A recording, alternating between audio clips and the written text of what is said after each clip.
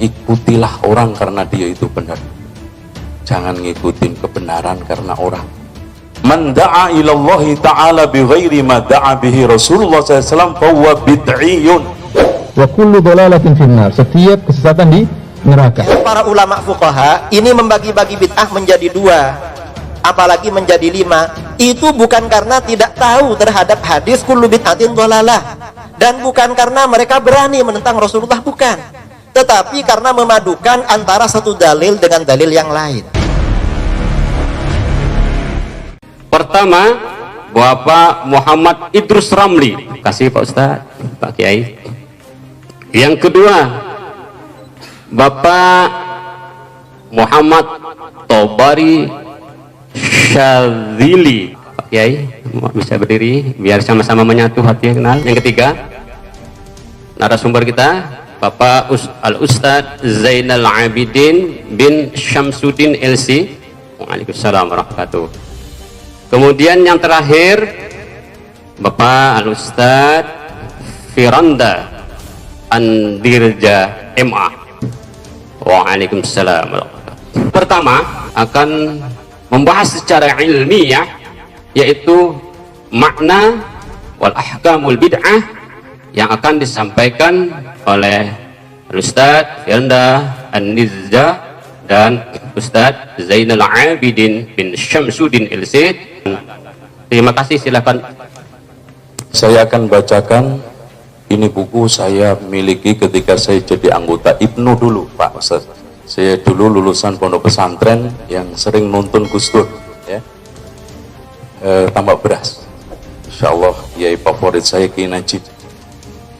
Sering pesan kepada saya, ikutilah orang karena dia itu benar, jangan ngikutin kebenaran karena orang. Kenalilah kebenaran, kamu akan kenal siapa yang benar. Di sini ada prinsip NO yang harus dijaga bersama-sama.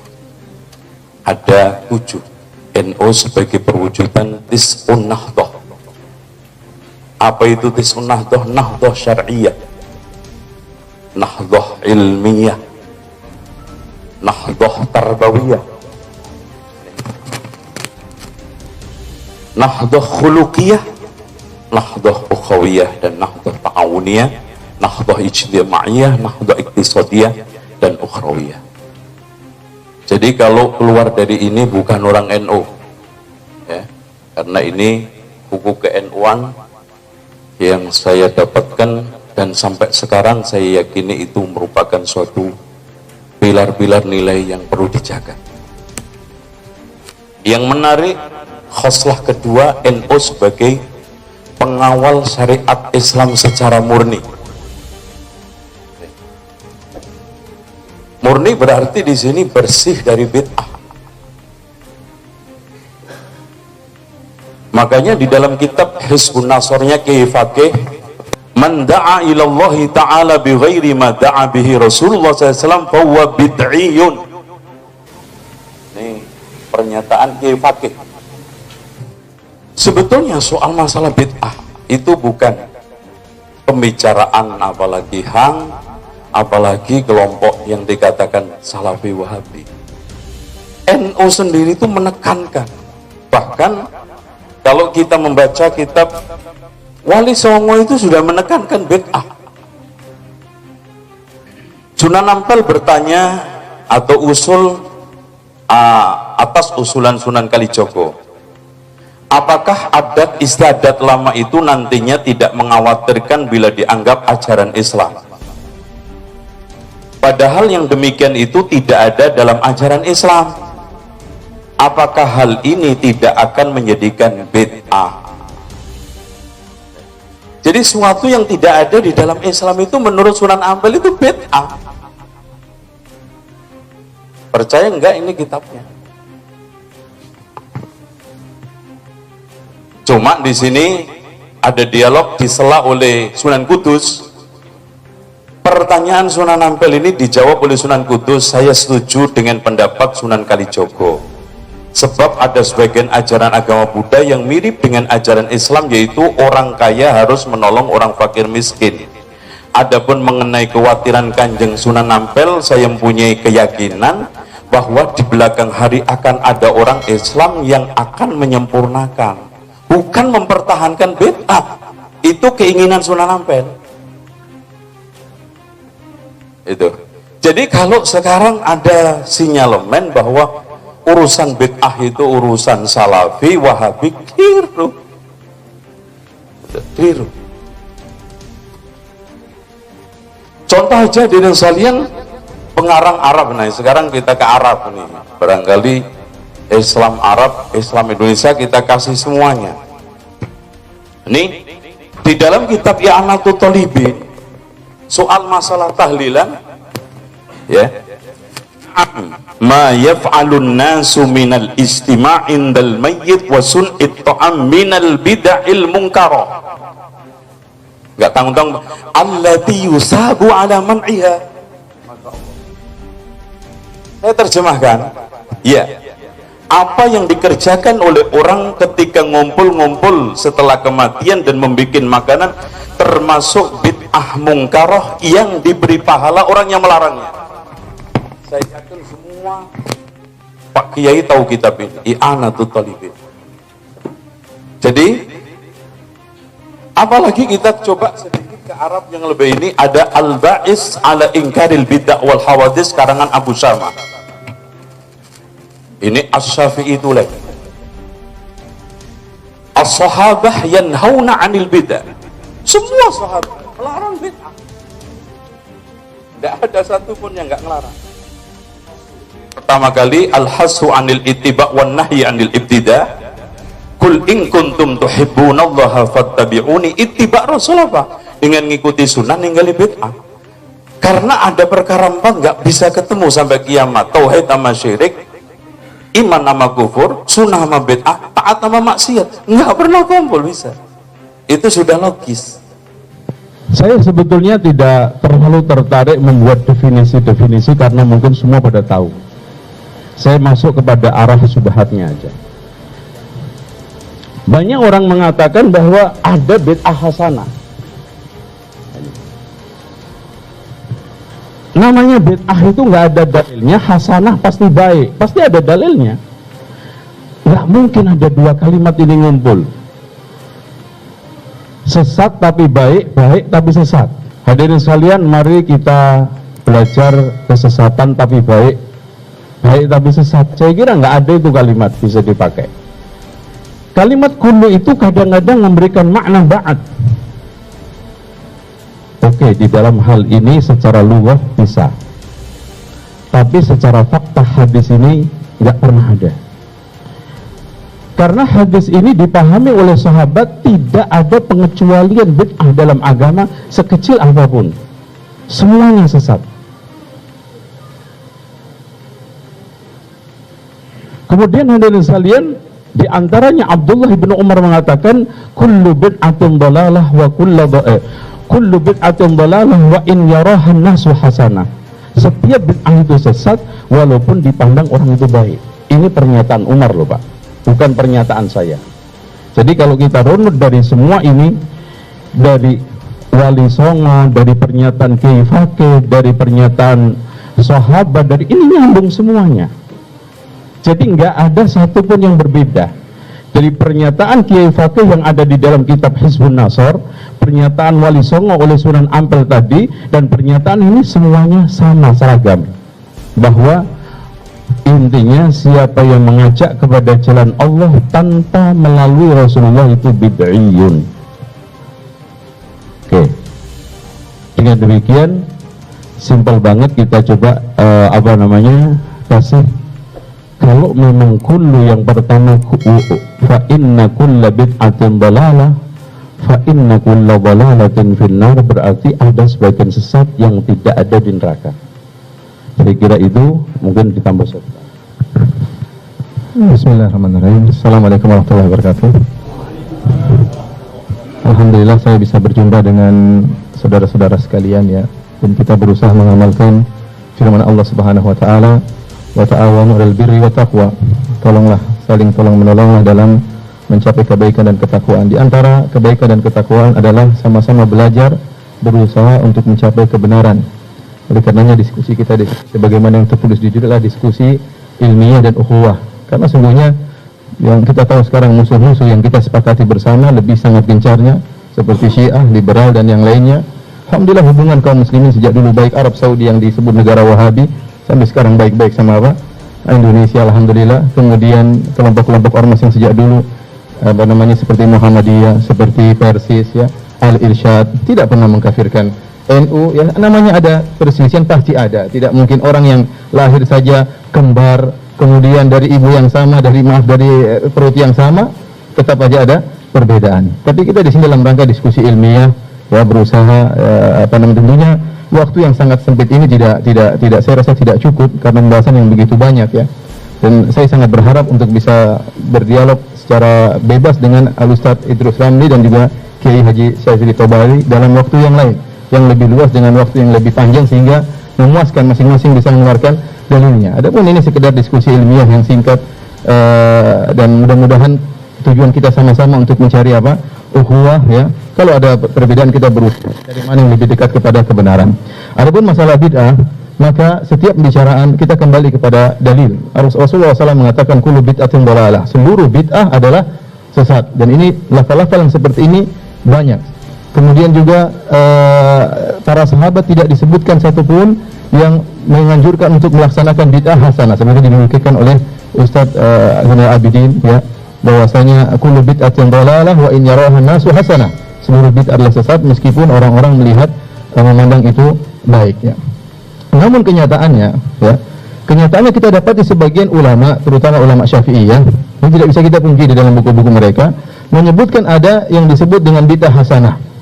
Seakan-akan apa yang mereka ucapkan ini bertentangan dengan konteks sabda Nabi SAW yang mengatakan seluruh bid'ah sesat, seluruh kesesatan di neraka. Tetapi kemudian datang Al-Imam Syafi'i seperti dilihat oleh Harmalah, disebutkan bahwasanya beliau mengatakan ada bid'ah madmumah dan bid'ah mamduhah, bid'ah yang terpuji dan bid'ah yang tercela. Demikian juga seperti Al-Aziz bin Abdus Salam, kemudian juga misalnya ulama-ulama Syafi'iyah yang lain.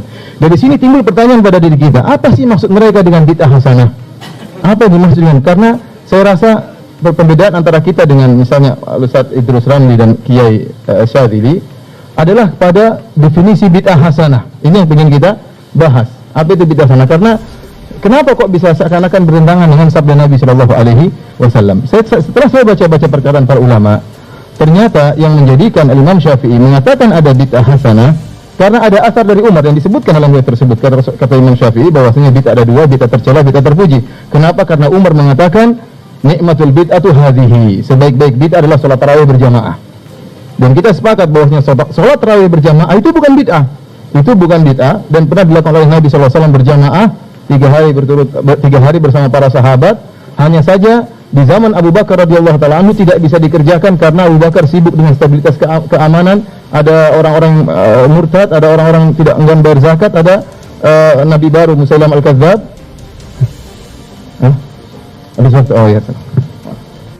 Sahabat ya, misalnya Abdullah bin Mas'ud radhiyallahu an mengatakan ittabi'u wa la tabtadi'u faqad kufitum. Ikutlah kamu, jangan membuat-buat yang baru karena kamu telah tercukupi. Menurut kami ini maksudnya juga bid'ah mazmumah, bukan bid'ah yang hasanah. Mengapa? Karena dalam riwayat lain, riwayat Al-Bazzar, At-Tabrani dan lain-lain, Ibnu Mas'ud justru mengatakan ma ra'ahul muslimuna hasanan fahuwa indallahi hasanun wa ma ra'ahul muslimuna sayyi'an fahuwa indallahi sayyi'un. Apapun yang dianggap baik oleh umat Islam, yang dianggap baik oleh umat Islam, menurut Allah baik. Tapi maksudnya umat Islam ini ya bukan orang awam seperti kebanyakan, maksudnya para ulama. Jadi apapun yang dianggap baik oleh para ulama berarti baik. Jadi masih ada celah. Atau misalnya pernyataan Abdullah bin Umar ya, Abdullah bin Umar yang mengatakan riwayat Al-Baihaqi dalam Al-Madkhal ila Sunan Al-Kubra. Abdullah bin Umar mengatakan kullu bid'atin dhalalah wa in ra'aha an-nasu hasanah. Semua bid'ah itu tersesat walaupun orang-orang menganggapnya baik. Ini juga harus kita kompromikan, harus kita padukan dengan pernyataan dan perilaku Umar, Abdullah bin Umar. Karena Abdullah bin Umar sendiri ini banyak melakukan hal-hal yang baru yang belum pernah diajarkan oleh baginda Rasulullah Shallallahu Alaihi Wasallam. Misalnya di dalam riwayat Muslim, beliau Abdullah bin Umar menambah bacaan talbiyahnya daripada talbiyah yang maksur dari Rasulullah Shallallahu Alaihi Wasallam. Kemudian dalam riwayat yang lain, Abdullah bin Umar juga mengatakan tentang bid'ah, tentang sholat duha. Ketika ditanya tentang sholat duha, Abdullah bin Umar mengatakan bid'ah wa ni'matil bid'ah. Rutin sholat duha itu bid'ah, tetapi ini sebaik-baik bid'ah. Maksudnya bid'ah karena menurut Abdullah bin Umar, Rasulullah SAW ini melakukan sholat duha hanya dalam ketika datang dari perjalanan. Tapi kalau istiqomah rutin tiap hari, Rasulullah kata beliau tidak, Shallallahu Alaihi Wasallam. Karenanya bid'ah. Cuma kata Ibnu Umar, ni'matil bid'ah, sebaik-baik bid'ah. Jadi artinya bagaimana kalau kita mengkaji pernyataan sebagian ba'dus salaf, para sahabat, harus dipadukan dengan pernyataan yang lain. Kalau tidak, maka kita akan melahirkan suatu statement, suatu pandangan, ternyata para sahabat itu tidak bisa dipegang ucapannya. Mengapa? Ibnu Mas'ud misalnya mengatakan jangan buat-buat yang baru. Ternyata riwayat lain mengatakan ma ra'ahul muslimuna hasanah. Dalam riwayat lain, Abdullah bin Mas'ud mengajarkan menyusun sholawat, bacaan sholawat kepada Rasulullah SAW yang belum pernah diajarkan oleh Nabi, yang diriwayatkan oleh Imam Ibnu Majah dan disahihkan oleh Syekh Ibnu Qayyim al-Jauziyah dalam kitab Jila'ul Afham fi Sholati Wassalami ala Khairil Anam. Ternyata seperti itu. Karenanya para ulama fuqaha ini membagi-bagi bid'ah menjadi dua, apalagi menjadi 5. Itu bukan karena tidak tahu terhadap hadis kullu bid'atin dhalalah, dan bukan karena mereka berani menentang Rasulullah, bukan, tetapi karena memadukan antara satu dalil dengan dalil yang lain. Jadi ternyata ini memang manhaj para ulama fit ta'amul, dalam berinteraksi dengan nusus asy-syar'iyyah. Kemudian juga saya ingin menanggapi kitab Al-Ba'its Imam Abu Syamah Ad-Dimashqi, kitab Al-Ba'its ala Inkaril Bid'ah wal Hawadits. Imam Abu Syamah ini dalam masalah bid'ah sangat keras, dan karenanya kitab ini disenangi orang-orang yang senang memerangi bid'ah.